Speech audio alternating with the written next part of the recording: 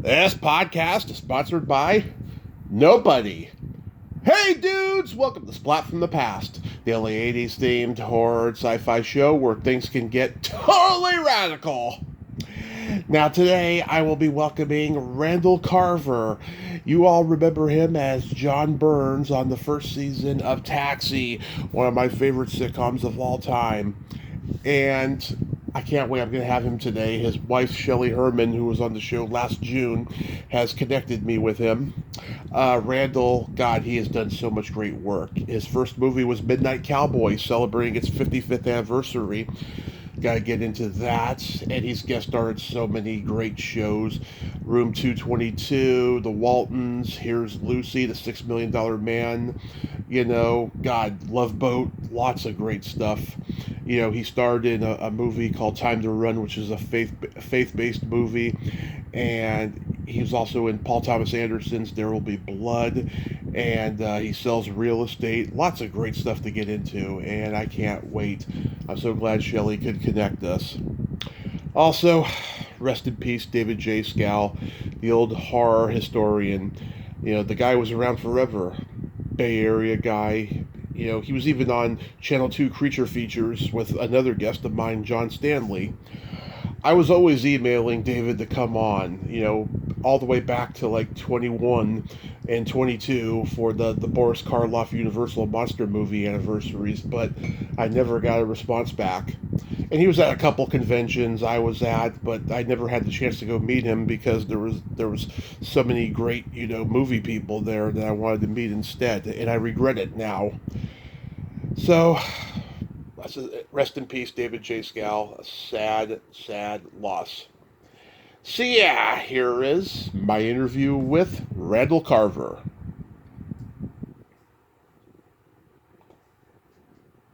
Hey Randall, welcome to the show. How are you today, sir?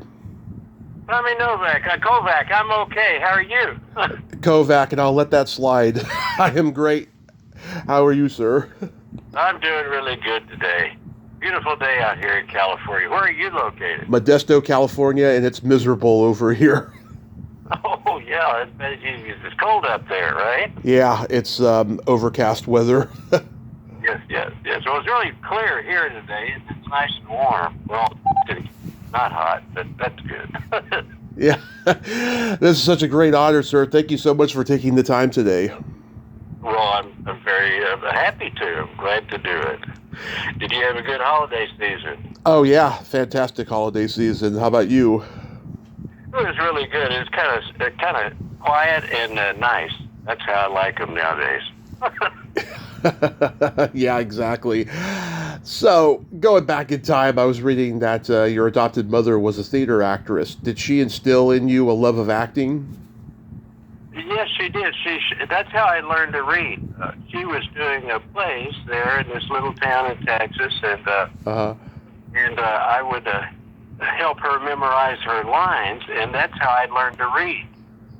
Because I was like about 5 or 6, and she was wanting to rehearse her lines, and so she would give me a book and say, "Tell me when I go wrong." So that's how I learned to read. Yeah. So then you started doing like community theater and school plays and all of that? That's right. That's how I got started. I was doing plays when I was 7 years old. That's when I did my first play. I was the only kid in an all-adult play. Yeah. And it was in a small town, and I had about 2 or 3 lines, and I forgot one of them. So I did 2 for 3 isn't bad. That's in baseball. But anyway, I forgot my lines, and somebody kind of helped try to cue me. This is in front of the entire town. No. We only had one performance because everybody in town that wanted to see it would come at one time. Nobody had anything else to do in this little town back in the 50s. So it was a lot of fun, and I got to experience things that I wouldn't have ordinarily experienced. Being around adults all the time and being the only kid in an adult play, you kind of grow up in that experience. So that helped me to see there were things going on outside of Canadian Texas world. And that was just my world at that time. It helped me realize that a small part of it, and this is our little town right here. And so we were 100 miles away from Amarillo, which was the nearest city. Right. That had about 75 or 80,000 people. So it was pretty remote compared to where people are today. Right. Yeah. Like the land of 1,000 giants. Yeah. So you were in military school in Missouri during that time too? That's right. Yes, when I was a kid, I was about 13 or 14. I wanted to go to military school because there wasn't a lot happening where I was, a little town in Texas. So my mother had gone to Christian college in Columbia, Missouri. And there was a military school near there, Missouri Military Academy, and she had dated the battalion commander when she was a student there in Columbia, Missouri. Right. And would go over to, so she knew some people in that little town, and I really fell in love with the school. We looked at Kemper, Wentworth, and Missouri Military Academy. And Kemper and Wentworth are the ones that had the big name, you know. But Missouri Military Academy didn't know much about. So whenever I started going to that school, it was the first time I rode on a train by myself, first time I took an airplane flight by myself. And so it helped me get outside of my little comfort zone, my little comfort town, and go to other places. And it really helped me expand my horizon. It really did. And so that's how that worked. And I had a lot of different experiences that I wouldn't have had in that small town, and got to travel and got to see outside my place where I was raised. So that was a real good thing for me. And I wanted to get out of town because I didn't. We had moved to this town called Hereford, Texas, and we moved from Canadian to Austin to Hereford.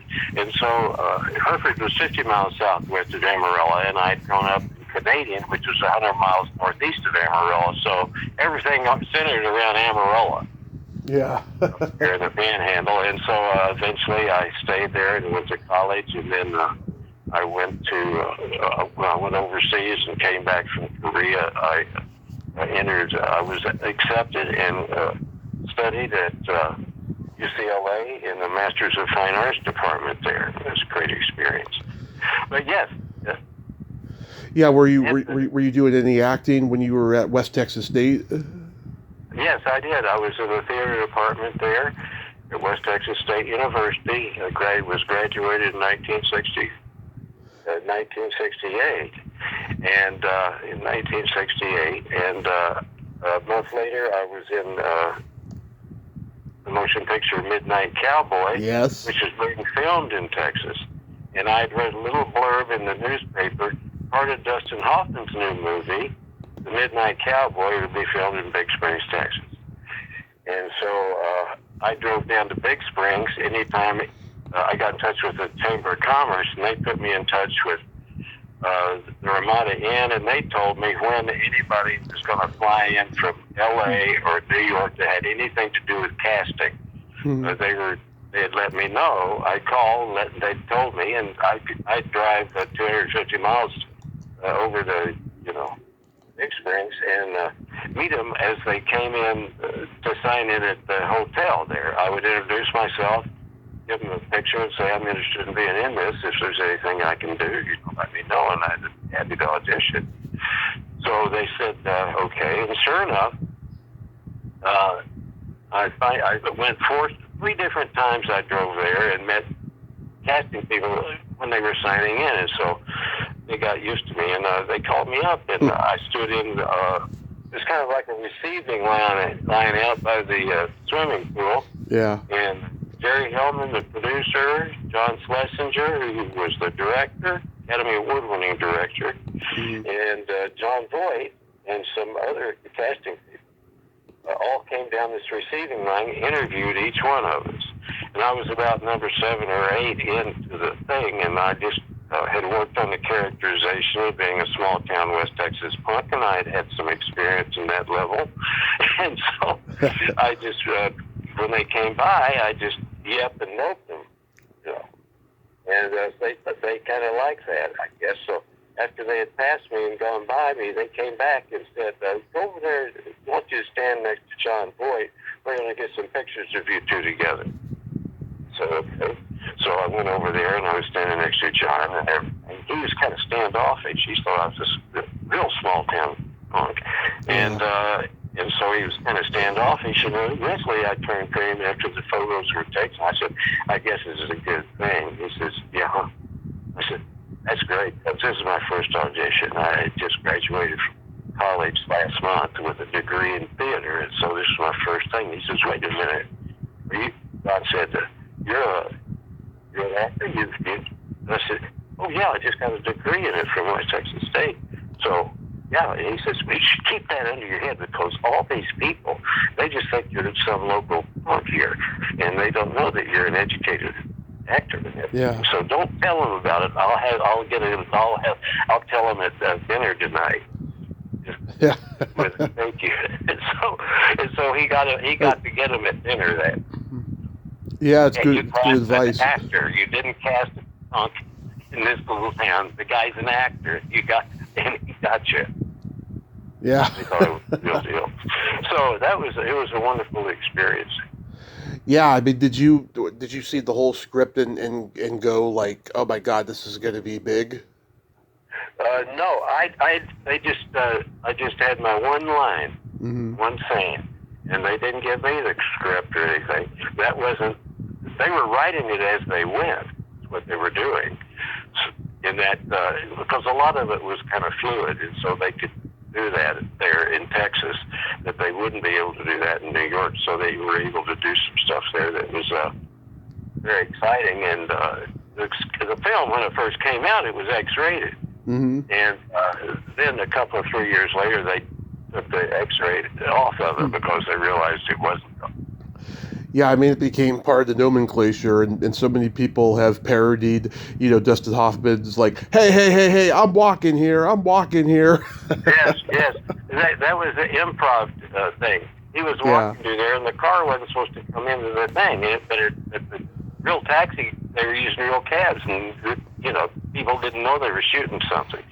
And so when that happened, the guy was just really a cab driver, and he was just trying to make the pedestrians go quicker.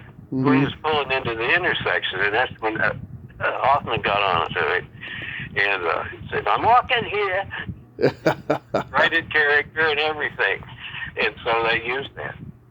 It's really good. It's perfect. Yeah, it's perfect. So then after that movie, is that when you joined the Army? Yes, I was in ROTC in college there, because I'd been in ROTC. All my years in high school, I'd been in ROTC and being in military school. So that was just, I was going to go into the Army. Everybody was getting drafted back then. You had to have a deferment to go to college and all this other stuff. And I just decided, I'm going to be prepared. I was a Boy Scout. I enjoyed the Boy Scouts and worked as a camp counselor, not too far from Paladora Canyon, so it was a cool thing. That my dad had come back from World War II, and he had been in the service. He was in the Battle of the Bulge overseas in Patton's outfit, and so I knew a lot about it.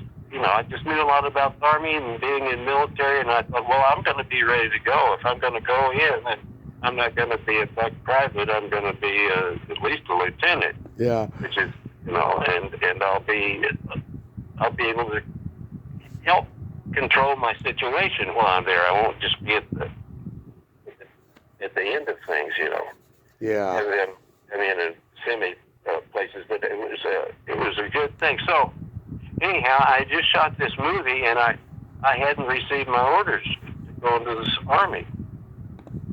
And so I was due to be, I went to the ROTC unit back at my college, and I said, how come I had not been called? They said, well, just a second, we'll find out why, because a lot of my buddies had graduated at the same I did, you know.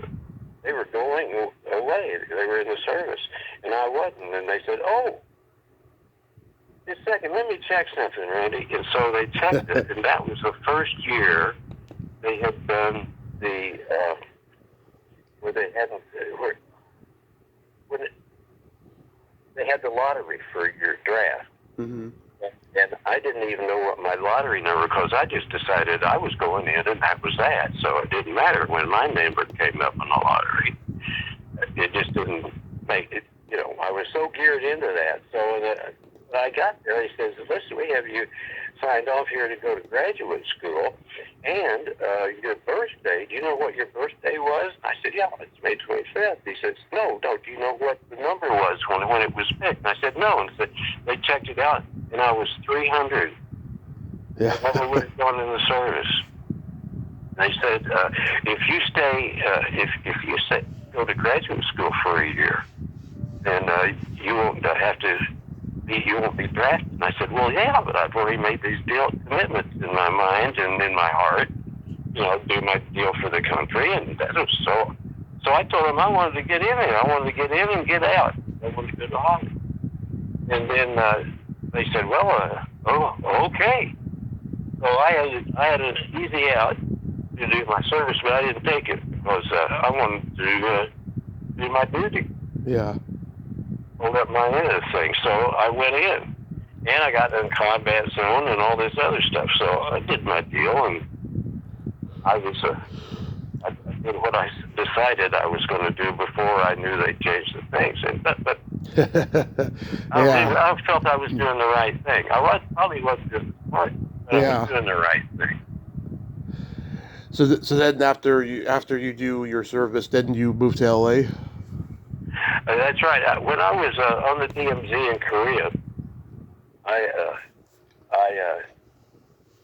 wanted to audition at UCLA, so I had like 2 weeks where I could travel and see on the Army's dime and go to, you know, Thailand or Hawaii or any place like that. But I went to Los Angeles because I wanted to audition. I had an audition at UCLA. So I flew in from the DMZ in Korea, and the next day I was in front of half a dozen professors and auditioning for to get in the Masters of Fine Arts program there at UCLA. Mm-hmm. And it wasn't until I got back from overseas that I moved to California. And then I entered college at UCLA Master's School. And so that's what I did. I took my R&R to UCLA to audition, and I nailed it. And an interesting thing happened. I was on a DMZ, and we didn't have plays over there, and we didn't have any material for my audition. So I brought a book of short stories, and I thought that would be good for reading, you know, a little bit every day, and it wasn't a novel. I didn't have to keep up with. So I read this one story in there, and it was really interesting. It was a scene, and this was my audition scene. I decided, and I had to write it. I found this short story, and it was about a guy that wakes up in jail, and he doesn't remember having to go to jail. He had no idea what was going on, and that was the day he was to be executed. And so it was about a 3 to 5 minute scene that I adapted from this little short story I found in this book. And so that I worked on that, and I auditioned with that. And so subsequently, I was one of 8 men out of there was like 16 of us. 8 men, 8 women, and I was one of those people out of 5,000 that applied, and 500 that had auditioned, and I was one of those people, so I got in. So I started, and I had been there, and I was doing my work there in the Masters of Fine Arts program, and I was walking down the hall one day, and a fellow comes up to me and he says, "Hi, my name is Professor Cates," and I was one of the people that saw your audition there, and I just really loved it. He says, I said, well, yeah, well, thank you very much. I adapted it. He says, yes, we know. He says, do you know who wrote that? And I said, oh, there's a guy by the name of Ben Hecht. His name was Ben Hecht, and he's the guy that wrote it. And that's what the guy said to me. And I said, and he's the person that wrote it. He says, well, you do know who he was, don't you? Who Ben Hecht was? No, I don't know. And he says, he's the guy that started the Department of Drama here at UCLA. Huh. And he was a writer. Yeah. And I had picked, out of all the things, all the material in all the world, I had picked the short story that he had written to be my audition. And I asked God to help me find the right audition, and he sure did. Yeah. Well, that was really amazing. It was like, oops, there you go. You studied the improv with Harvey Limbeck. Who were your classmates there? Well, let's see, Robin Williams was my classmate, and Carol Ritter. Was Carol White there? Mary Lou Henner was a classmate of mine. Yeah. Uh-huh. So I knew her before we both did taxi together. And she was a real sweet person in class, and she was an even sweeter person in working with her on taxi. Yeah. Was Carolina White in your class? I didn't know her very well, but she was. Uh-huh. Yeah, she's been on the podcast many times. She's a good friend. Love her. Oh, she's quite a talent. No doubt about it. Yeah, very talented lady. You guest starred on Alias Smith and Jones. What do you remember about that experience? Oh, that was my They Went That Away thing. Yes, I had one line on it, and I came in to the bar, and I'm looking for the sheriff, and I try to find the sheriff, but so-and-so's hurt, and so they point me.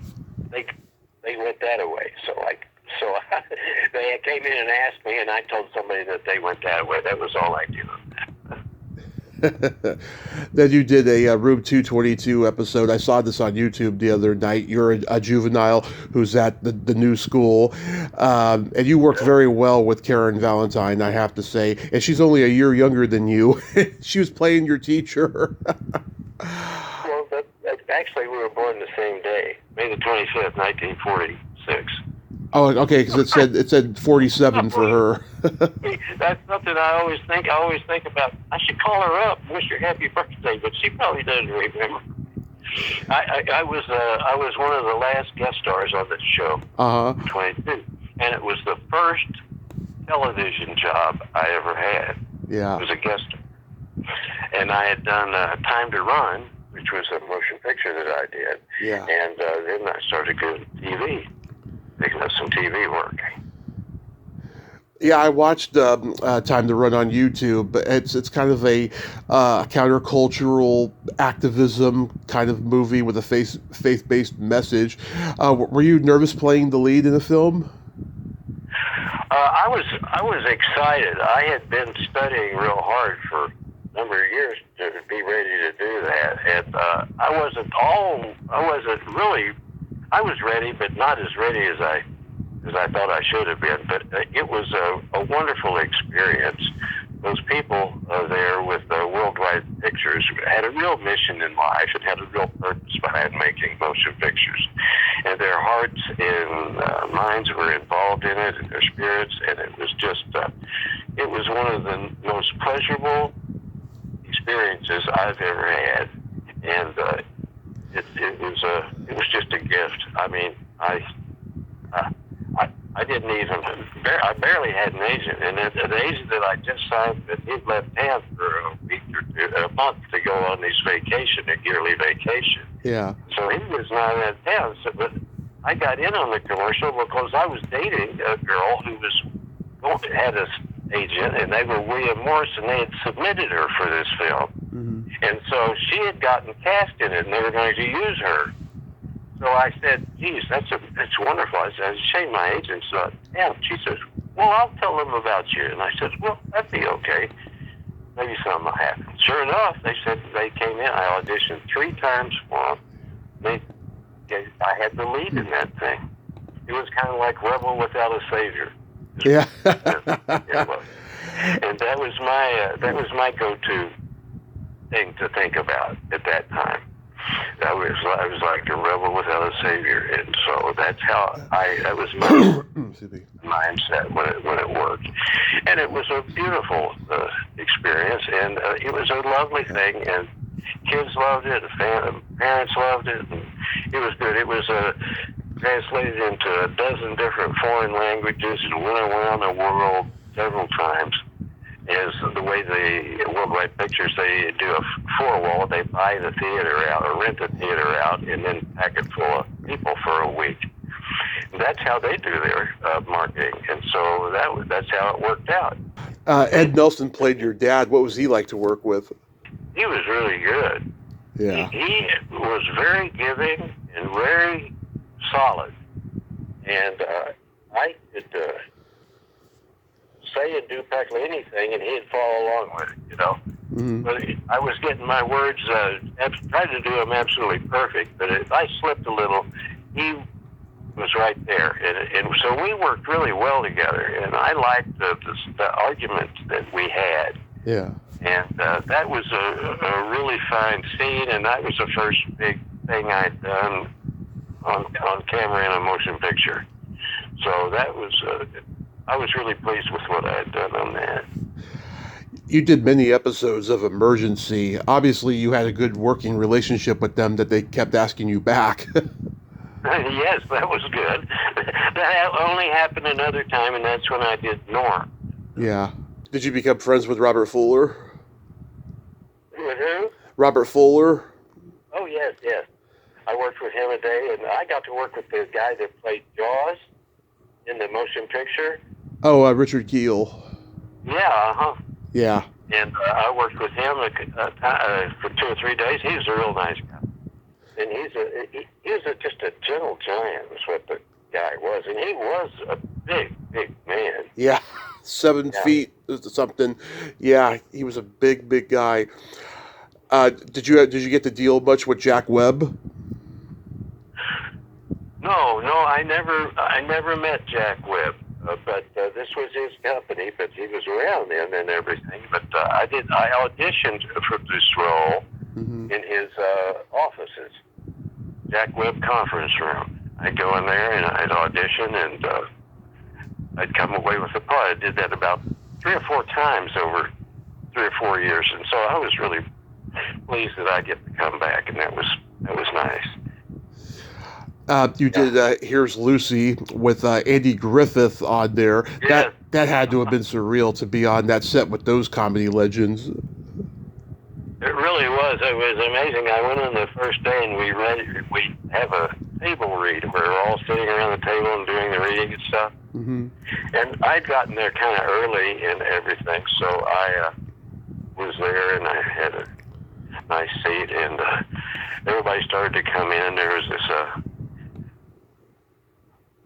fellow that came in, sat at the end of the table, smoking cigarettes, and it turned out that was Lucy. She hadn't turned into Lucy then. She looked like a little old man. Yeah. At that time, with no makeup or anything on. She's just a guy smoking cigarettes at the end of the table. And I didn't even recognize her because she didn't have a red wig on. She didn't have the Lucy makeup. You know, it was just so strange to hear Lucy's voice coming out of this person's face. It was interesting. Because, and then whenever she dressed up, whenever she came in as Lucy, there was no doubt in the world of who that person was. Yeah. Yeah. And she ran the reading, and you know, she had a director, but she was doing a lot of that, and really helped out. And I had a nice time with it. I had a good time. And her daughter was there, Lucy Arnaz, and she was in that show, and I really liked her. We hit it off for 2 or 3 days there. She was a real sweet person. Oh, that's awesome. But You were in the 2-hour second season premiere of The $6 Million Man. Yes, yes, that's right. Was that fun to do? Yes, it was. I saved Oscar's life. Yeah. Yes, I cut off the end of Lee Major's finger and pulled out 2 wires and cauterized it, and then saved the guy's life. Cauterized a blood vessel in his heart and saved his life. And I felt real good about that. We did. It was colder than hell when we shot that, and it was out back, back in the hills of Universal Studios, the back campus of there. So we shot that there, and it was really good. I got to sell something with just a look and a line, and the line was, "You're cutting off the end of your finger." And then he says, "Here's 2 wires. Take them and cauterize the wound." Yeah. It's hard. And I sold all of it with just a look. You never see the wound. You never see what's hurt with him. You never, anything like that. You never saw it. Just saw me and Lee and the guy. So we had to sell it with a look. It was cutting off the guy's finger and cauterizing a blood. So it was kind of fun. I like that. Yeah, there's also Joanne Worley was in that episode, and William Smith. I interviewed his widow recently, and Lorette Spang, who later did Battlestar Galactica. Mm-hmm. Now, Forever. I liked you mentioned his name there. William Smith. Eddie. Will Smith, yes. He was a nice guy. Yeah. He was tough, too. I mean, he could do 5,000 sit-ups in one sitting, I heard. Oh, well, I wouldn't doubt it. He was quite a bodybuilder. Yeah, I mean, he was a really dedicated, probably before you heard of Arnold Schwarzenegger, you heard of that guy. Yeah. He worked with him in Conan the Barbarian. Oh. Yeah. Forever Fernwood, how was that experience? That was just so wonderful. I couldn't believe it. My luck on that. I went on that audition, and it had already been cast, and then that guy was going to leave, so they were going to have me come in and be the new whatever it was he was. Mm-hmm. I played Jeffrey DeVito. Mm-hmm. In that, and then I went and worked with Danny DeVito in Taxi. So I was part Italian by the time I was through with that. Yeah, I've talked to Greg Malavy and Judy Kahn, great people there. Oh yeah, Greg was a friend of mine. I hadn't seen him. I haven't seen him in a long time. He's doing King Lear on Broadway right now or something. Yes, he was doing something on Broadway. I saw that, and off Broadway. That's great. He's in his 80s, so that's good. Yeah, he's sharp as a tack still too. Do you remember anything about Norman Lear? I never met Norman Lear or anything. I just was so glad I got to be in that Forever Fernwood. I had dated Deborah Lee Scott for a while. Okay. Before that. And then whenever I auditioned, and she found out I was auditioning for it, she came in and auditioned with me. And so they saw us together. And she was hoping I would get it because she wasn't too crazy about the guy that was there before. So she was looking forward to working with me. So we had about 3 months and, I don't know, 35 or 40 episodes on that together. And I got to do some fun stuff. I eventually was killed off of the show because of all the fools that Deborah Lee Scott went with, or Kathy went with when she was in that show, I was the only one she married. Oh, okay. So I ended up with her. So they had to figure out a way really interesting to get me off the show because the show was going to be over, and so they were getting rid of me. So I got killed by Vincent Scavelli. Oh yeah, he was great. Yeah, yes, he was head of a hot body part ring, and I was killed and sold off for hot body parts. Yeah. That's one of my claims to fame. I was killed. I got killed in a scene, and then I was sold for hot money. I know you had previously done the $6 million Man, where that guy's body parts were made of metal. Yeah, I know. Yeah, that's right. That's right. Yeah. I hadn't discovered that. Thank you for putting that together. That's another loose end in my life. Of course. It's tied together today. This is great, Tommy. Thank you. My pleasure. Yeah. So did you get on Taxi because of Fernwood? I think having that in the audition I did an audition, and they had never had anybody that did a Taxi audition like they wanted this character to be. But I came in and I did it kind of the way I do stuff, and they really liked it. So they had me come in and audition 4 or 5 times to do this scene, and for different groups of other actors in different, different situations. And so I did that, and it was really great I got to do that. You know the story about Danny DeVito's audition, right? Oh yeah, I threw the script on the floor. And he said, "All right, who wrote this piece of shit?" Yeah. Danny and I got to be good buddies on that show. I really liked him. He was a good guy. Danny and I were the ones that came up with having a Friday night party. We had worked real hard to do this, the first show, and then Danny and I felt like there should be some sort of a party at the end of it. And, on Friday night, after having worked on it for 2 weeks, and we're all intensely work on this thing, it would be nice to have a gathering. Just some of the cast, the cast and some of the producers, some of that kind of stuff. Well, we had this party, and everybody came to it. It was upstairs where our dressing rooms were.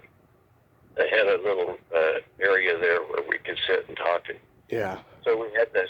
So that started our tradition of always having a party on Friday night. Oh yeah, I wanted to ask you about that because they became legendary because all the people from Mork and Mindy and Laverne Shirley and Happy Days, they would all come. That's right. That's right. Yeah. And I knew Robin, of course, from Harvey Limbeck. I had a wonderful thing happen. I was cast in Taxi, and Robin was doing Mork and Mindy. Now, they had rehearsed almost a week for Mork and Mindy, and then they canceled rehearsals, and they had to recast the guy. They recast the fellow that was doing Deborah Lee's, what's Mindy's name? Pam Dauber. Yeah, Pam Dauber. Yeah, Pam Dauber's father's role was being replaced. They got Conrad Janis, and he replaced Graham. Okay. Graham Jarvis. Graham Jarvis was going to be Mindy's father? Yeah. Wow, I didn't know that. So Robin was telling me about this shuffle they're having in this, and he was really kind of worried about the thing. And I said, look, my final thing was, listen, if he doesn't work out and the series doesn't last, at least you're going to have a lot of good footage of yourself. So that's a good thing. And he thought, well, yeah, that's right, If it doesn't hit, it's a great thing to get to do all that. And I said, yeah. So there I was. I was the guy that left after the first year on my show, and his show hit like crazy. I know. Covered Robin Williams. I know, that's the irony there. Of course, there Andy Kaufman and his antics. I mean, what can you say about that guy? Yeah, I loved Andy. He was great. Mm-hmm. I remember seeing him the first on the Saturday Night Live thing he did, and I was just bowled over because every kid did the Mighty Mouse Playhouse theme song, and here I come to do. That was always Mighty Mouse, yeah. Yeah, that was all the little kids did that, and he's the one that perfected it and put it on the TV. Yeah. So that's what was great about that. And he and I got along real well. As a matter of fact, I went to see him the first time he was in L.A. and he did some shows at the Improv there, Doug Friedman, Bud Friedman. And so I went to introduce myself to him, and afterwards, me and a couple of my friends, Andy and I, we went up to a place called Theodore's, and we ate breakfast there. And Andy had chocolate ice cream with chocolate syrup. and that's, I thought, chocolate ice cream with chocolate syrup on chocolate cake. And that's what he ate. And I thought, God, but he was like a very clean liver. He wasn't a drinker. He wasn't a smoker. I have found a lot of those people who eat healthy, they love their dessert. Oh yes, that's where they get it big. Yeah. Yeah. But I got along with him really well, and I told when he was going to, whenever he came as Tony Clifton. Yeah. Yeah, the Tony Clifton character. Tony Clifton had his own contract with Paramount ABC, and Andy had his contract, and then Tony had his contract. And so he came in. The first day he was there, he looked so different because he had gotten in full makeup. He'd come in 2 hours early on the table read day, and he was there in his tuxedo, big cummerbund, and he's had appliances on his face and make his face different. It changed his jawline. Yeah, you sure it wasn't Bob Zabuda? Yeah. It was all like that, and I thought it would be great. Here's one actor playing two characters in the same series at the same time.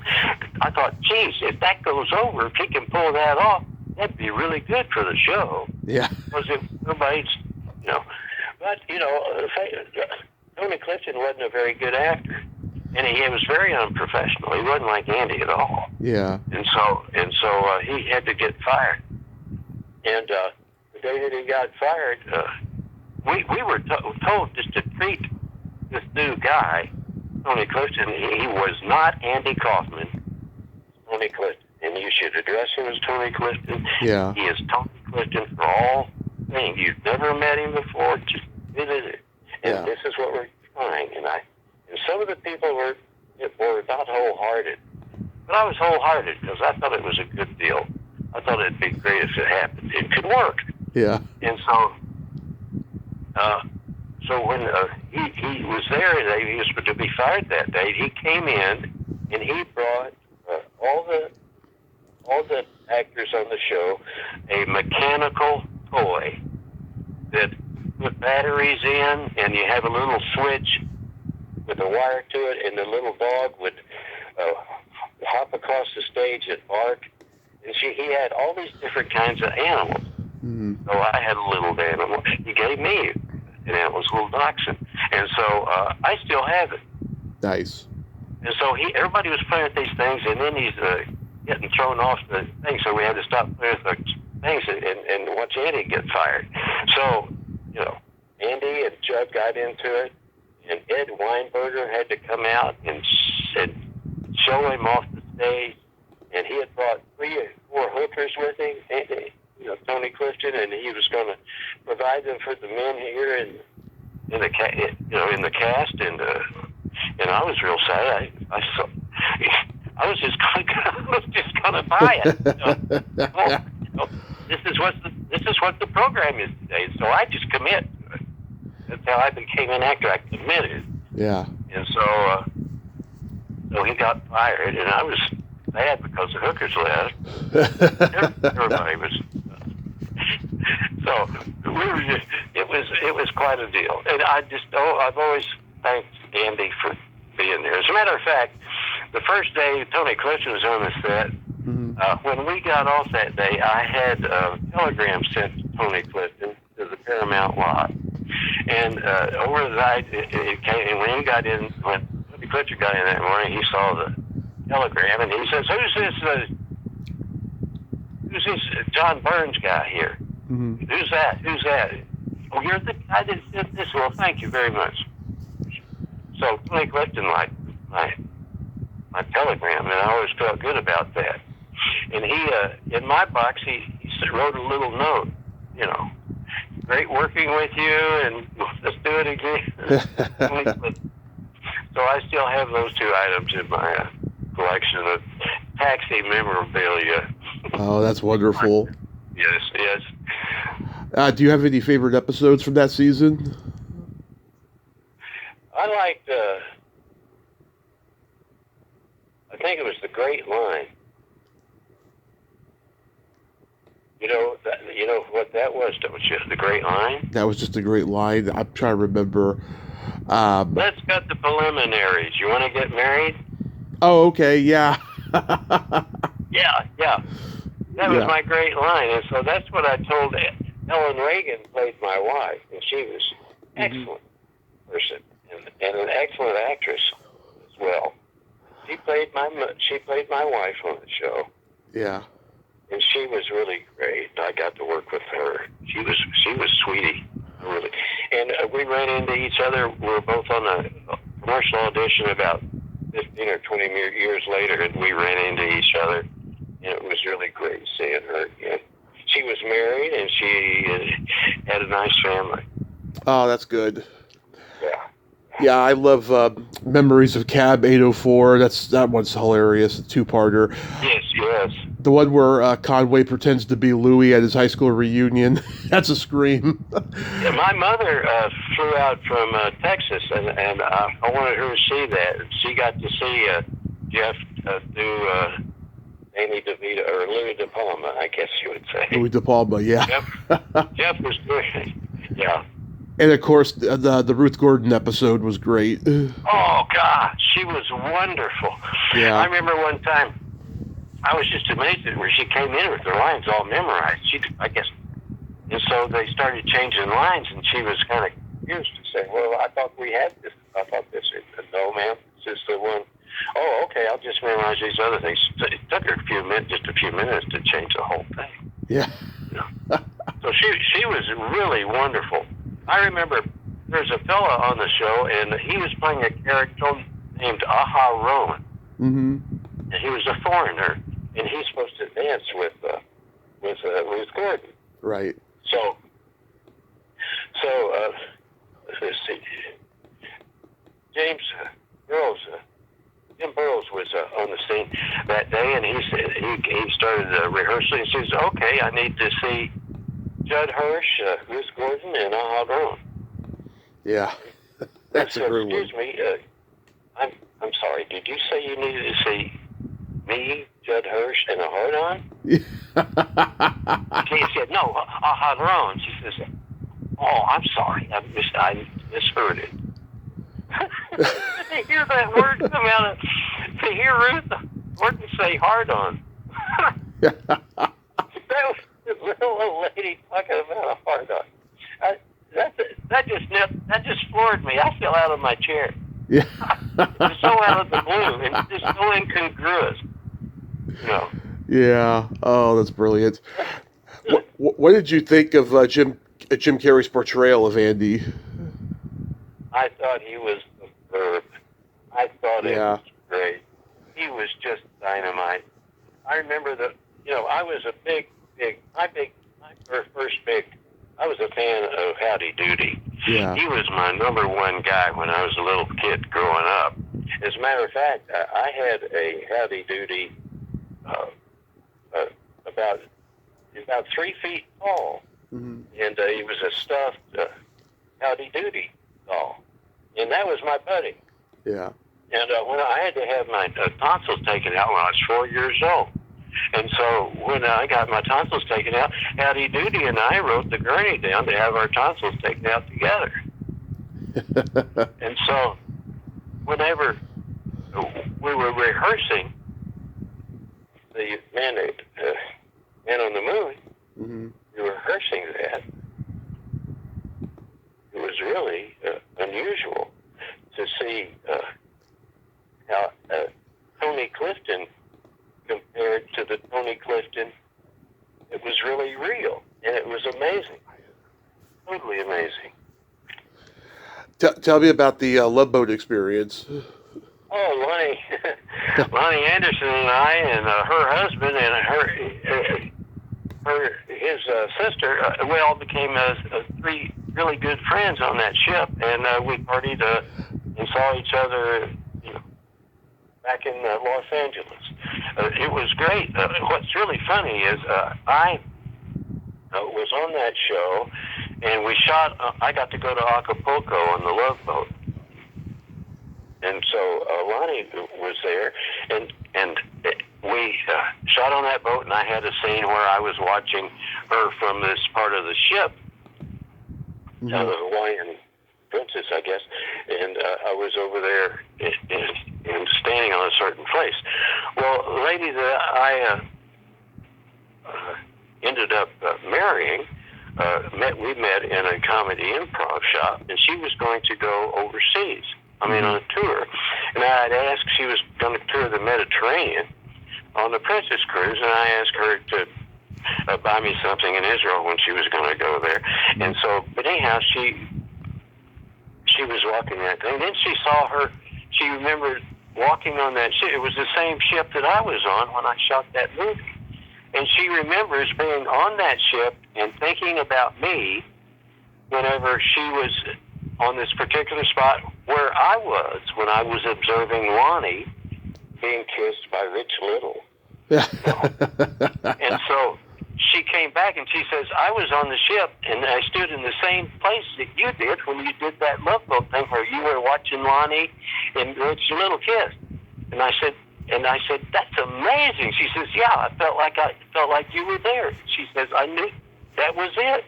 And so it was a very unusual feeling that she felt when she was there because she had seen it. Yeah. How about Too Close for Comfort? Oh, I had a really good time on that.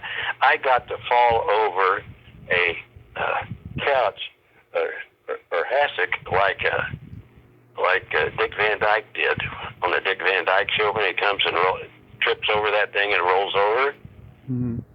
You've seen the Dick Van Dyke show when he makes the intros for the series. Oh, yeah. He comes down and he trips over this thing. Well, I got to do the same thing. I tripped over the same thing and planted my head in it and rolled over. Landed on my butt on the floor in that show. So I got to do one of his things. Yeah. But they were real nice people. I really liked them. Lydia's great. Yeah, Dina. Yes. The girls were good. They were real good. They were real sweet, friendly, and inclusive. You were the mechanic in the Charles Bronson movie Murphy's Law. That's right. I come out and I say they shot it 2 or 3 different ways, but the shot that I remember doing, I think I saw it in the previews.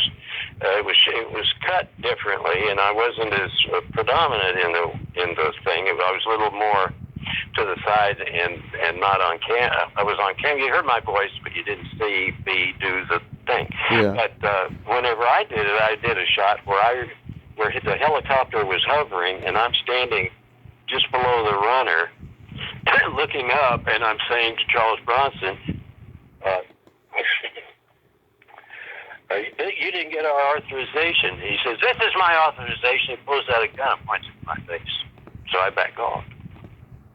It was a really good moment where when we say this, he's looking me dead in the eye, and his eyes were bluer than my eyes, but I got a big glimpse of what he was like when he could really turn it on. Yeah. And it was so subtle, but it was just so intense. I learned something that day. Yeah, he was a legend. He was good. He was a good guy. But he didn't party. He didn't visit much. You leave him alone when he's awful by himself. Oh yeah. I've heard that about him. Yeah. Yeah, but he was good. Good actor. Very good. I appreciated about him.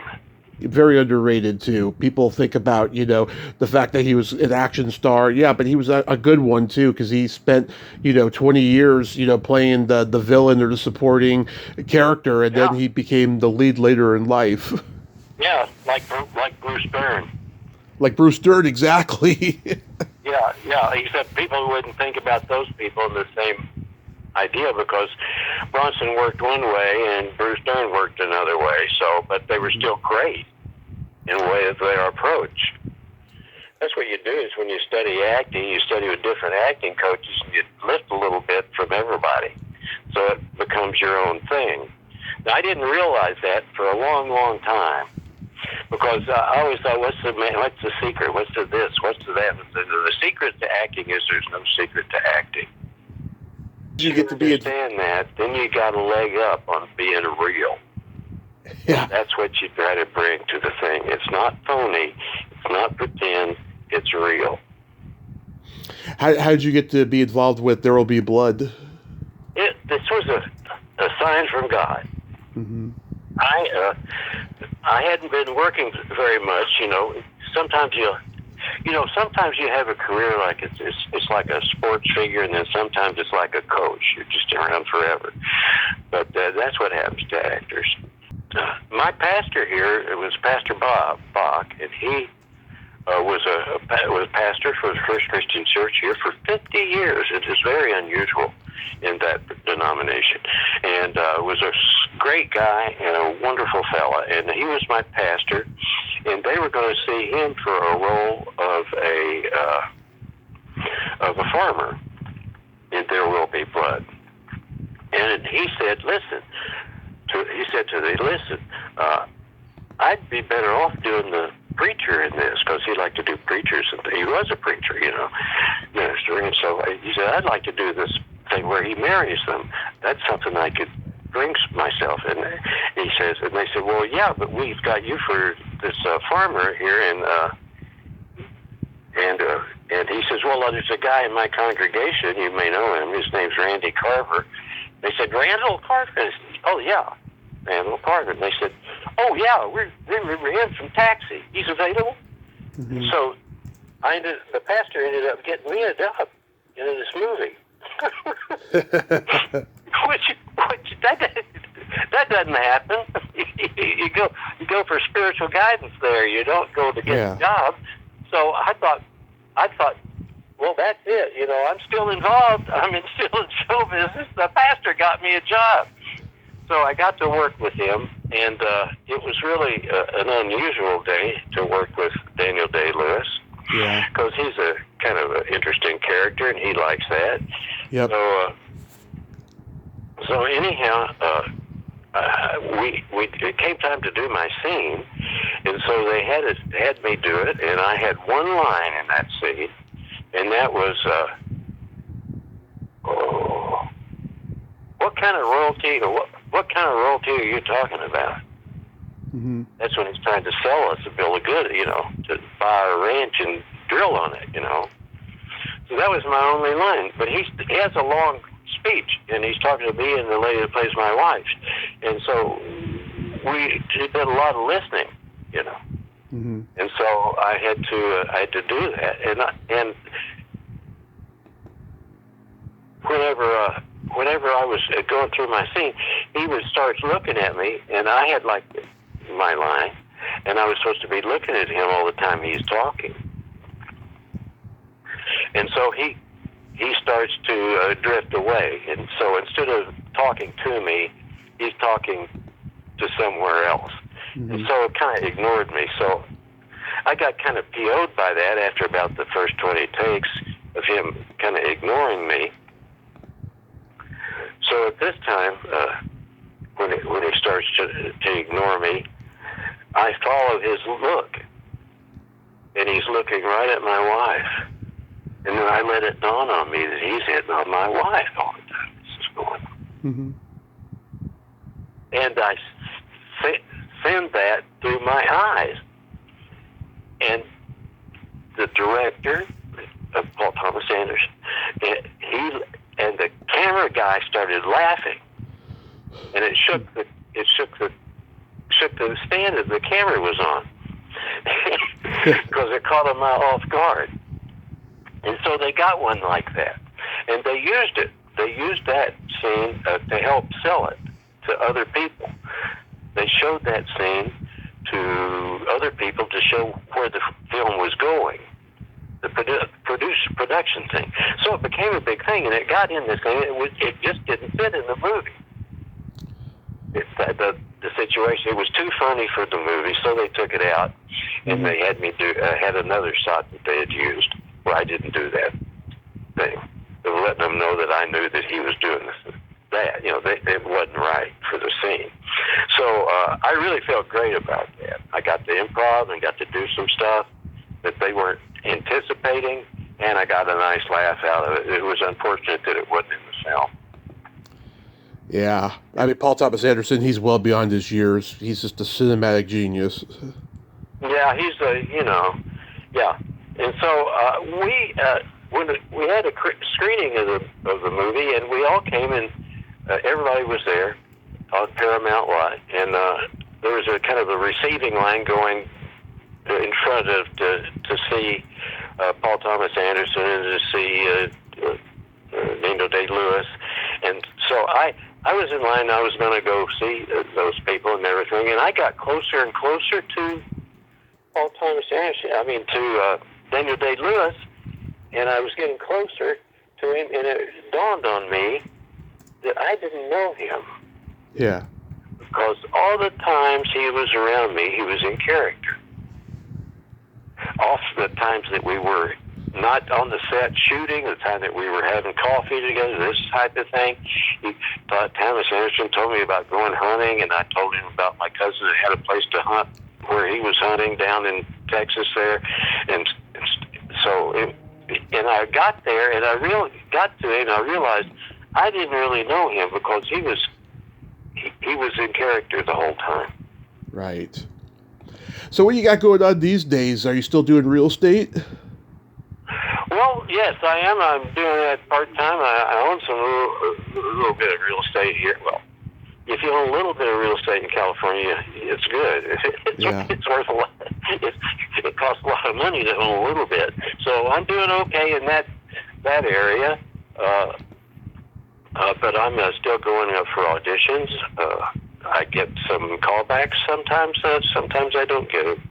And it's just being, like I said earlier, the way actors and the way that sports figures are real similar. Yeah. And you can have be real big and real good when you're young and vital and everything. But when you get a little older, it makes it more and more difficult to do. And so,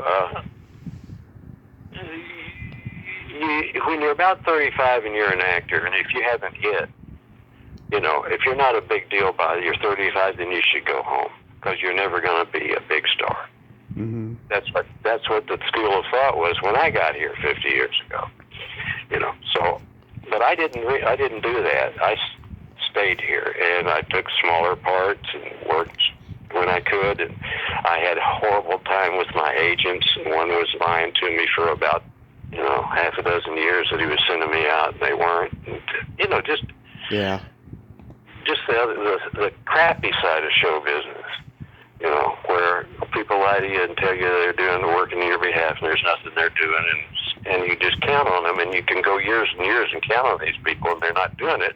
They don't have enough chutzpah to say, hey, I'm not sending you out because I don't know what to do with you, and blah, blah, blah. You're a good actor and everything, but I can't do anything with you, so it's my fault. But they don't ever do that. Yeah. They just say, well, you weren't booking anything. Well, you weren't submitting me for anything. So anyhow, you have to put up with that, and that's just the realities of this business. There's no business like show business, and there's a reason for that. Well, I think now that Shelley has written the book, I think it's your turn. Well, yeah, it's her turn in the book. That's good. We're hoping that she can get that sold, and it'll make a good movie or a television series. Yeah. It's She's got the book out, and all the stuff is there. All it does is take somebody to pull their head out, and she's a great talent. She's one of the best improv people I've ever seen, and I've worked with Robin Williams. Oh yeah. In classes and stuff, so I know it when I see it, and she's got it, and she is really good. She's studying with a place now called Off the Wall, and this fellow's been doing this for many years, and he is really good at it. And his group, all the people in the group, I don't think there's anybody under the age of 45 in there.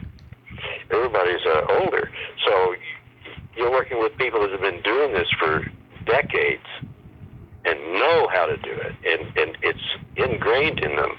They're like the top of their field as a comedy improv person. Yeah. And Shelley's that way. She's always been that way. She's been a top comedy improv person for 40 years I've known her. But you've got great stories, though. I think you should put them down on paper. Seriously. Well, I hope so. I do have some things I could say, but some things I probably couldn't say in a podcast. But yeah. Yeah. But I won't be saying those. I won't out a bunch of people for being who they are. That's up to them to do it if they're known. If they're known people. Well, nevertheless, Randall, I thank you so much for coming on today. You're a gentleman of Southern hospitality, and I'm so glad Shelley could connect us. You really hit the jackpot with her. Have a great rest of your day, and be safe, sir. Hey, Tommy Kovac, God bless you, buddy, and you just take care of yourself and your loved ones, all right? I will, sir. You do the same. And thank you so very much for your time. I appreciate it. My pleasure, sir. Thank you. Thank you. God bless. God bless. Bye-bye. Bye-bye. Well, there you have it. Randall Carver. Ain't he a cool dude? Oh, what a Southern gentleman of hospitality. I can't stress that enough. I'm so glad that Shelley could connect us today. He was great. I could listen to him for hours. He was fantastic. I love those Andy Kaufman stories. That was, phenomenal. Well, until next time, this is Tommy Throwback Kovac saying, there's no shame in living in the past because the present sucks. Later, dudes!